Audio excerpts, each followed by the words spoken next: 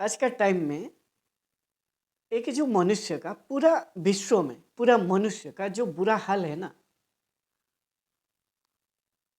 इसका बुरा हाल क्यों ऐसा हुआ है मालूम है? मनुष्य का हो या पूरा पृथ्वी का, यानी पूरा प्रकृति को ये जो पूरा नष्ट किया है मनुष्य, या खुद को इतना नष्ट कर दिया है, पशु जैसा बना दिया है। इसका मुख्य कारण है एक मनुष्य आने वाला टाइम में या आगे का चीज को देख नहीं पाता है या अनुमान लगा नहीं पाता है, या अनुमान लगाने की या आने वाला टाइम को देखने की जो क्षमता था वो पूरा खो चुका है। इसीलिए वो सोच रहा है ये प्रकृति को ध्वंस करके, ये प्रकृति को नष्ट करके करने का बाद ही मेरा जो उन्नति होगा। और यही वो खुद का बारे में भी सोच रहा है, मेरा उन्नति कैसे होगा मेरे को पता नहीं है। आने वाला टाइम में कहाँ मैं पहुँचने वाला हूँ और कौन सा चीज़ करूँगा जिसके बदौलत मैं वो जगह में पहुँचूँगा, एक व्यक्ति को मालूम नहीं होता है।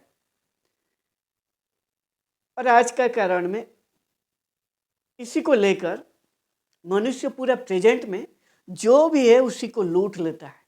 प्रकृति से पेड़ को काटना हो, पहाड़ को नष्ट करना है, या प्रकृति का हर एक चीज़, वो पशु हो, पेड़ पौधा हो, सभी को मार के उसको खाली खाने का पीछे ना भाग रहा है। कोई भी पशु को बचाने के लिए कोशिश नहीं करता है, उसको कैसे मेरा पेट भरूं, यही उसका मुख्य कारण आज बन गया है। इसीलिए प्रकृति को वो चाहता है, प्रकृति को मिटा के ही मेरा जो उन्नति होगा।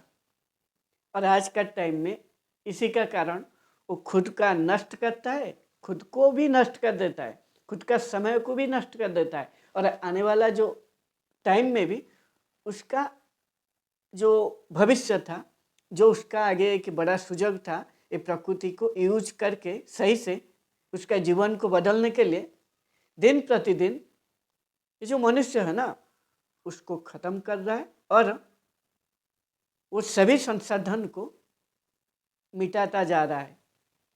और इसी के कारण आज प्रकृति में इतना बहुत तेज गर्मी कहीं आ जाता है, कहीं बारिश बहुत आ जाता है, कहीं बहुत ही तेज ठंडी आ जाता है। ये सभी होता है और ये सभी ये जो मनुष्य का मूर्खता की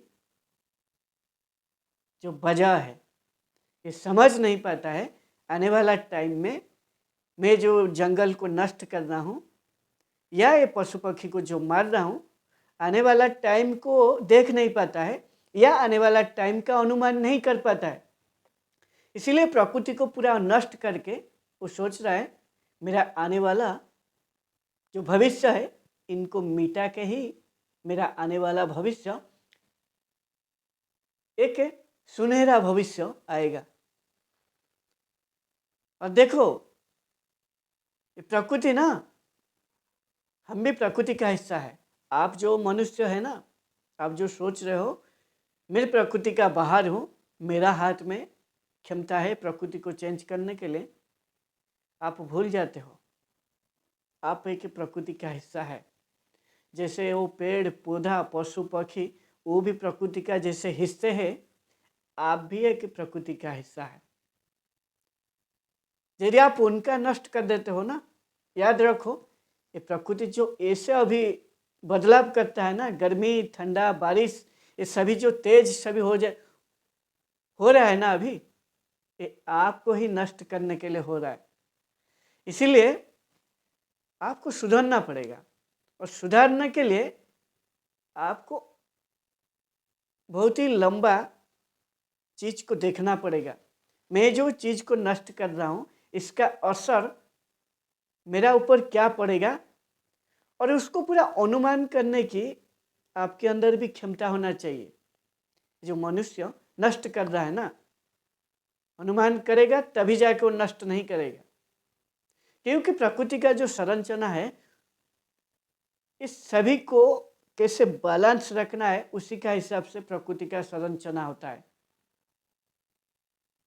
जो पेड़ हो, पौधा हो, पशु हो, पक्षी हो, मनुष्य हो, ये सभी प्रकृति का संरचना का एक हिस्सा है और सभी को लेकर प्रकृति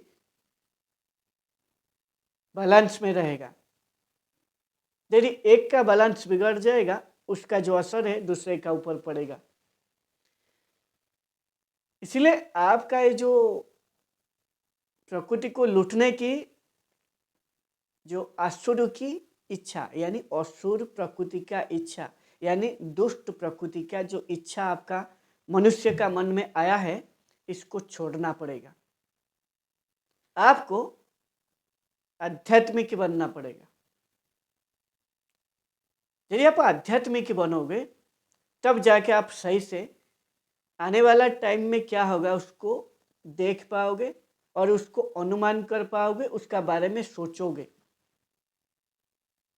और जो व्यक्ति आध्यात्मिक होता है उसका बाद उसका सब कुछ बदल जाता है। और जितना भी व्यक्ति प्रकृति को नष्ट करने के लिए उतारू है वो सभी आध्यात्मिक नहीं है, ये समझ नहीं पाते हैं। और आध्यात्मिक व्यक्ति ना वो बारीकी से जानता है, खुद को पहले जान लेता है अच्छा से, मैं एक प्रकृति का हिस्सा हूँ और ये प्रकृति का संरचना का मैं भी एक छोटा सा हिस्सा हूँ। मेरा सबसे जो प्रकृति में मेरे को प्रकृति एक बढ़िया चीज़ दिया है, प्रकृति का हर एक चीज़ का बारे में सोचना और उसको कैसे उस सभी को कैसे संरक्षण रखना, ये जो क्षमता है ये मेरे को प्रदान किया है और मेरा ये जिम्मेदारी है मैं इसको सुरक्षा प्रदान करूं और मेरा आने वाला पीढ़ी को इसको सही से उनका हाथ में समर्पण करूं, उनका आगे समर्पण करूं या उनका हाथ में दे दूं। और ऐसा तभी होगा जब आप आध्यात्मिक हो जाओगे, तभी जाके आपका ऐसा सोच आएगा। नहीं तो आप प्रकृति का हर एक चीज़ को लूटने के लिए, मारने के लिए, ख़त्म करने के लिए, ध्वंस करने के लिए, नष्ट करने के लिए, पूरा प्रकृति को ख़त्म करने के लिए तैयार हो जाओगे। इसलिए आध्यात्मिक बनो। आध्यात्मिक बनने का बाद ही आप आपका मूल्यांकन कर पाओगे। जब आप मूल्यांकन करोगे सही से, फिर जाकर आप प्रकृति का भी सही से मूल्यांकन कर पाओगे। और जो प्रकृति का आप मूल्यांकन सही से करोगे, बस इतना ही आपका अंदर बुद्धि आ जाएगा। वो बुद्धि है, आप समझोगे ये जो प्रकृति है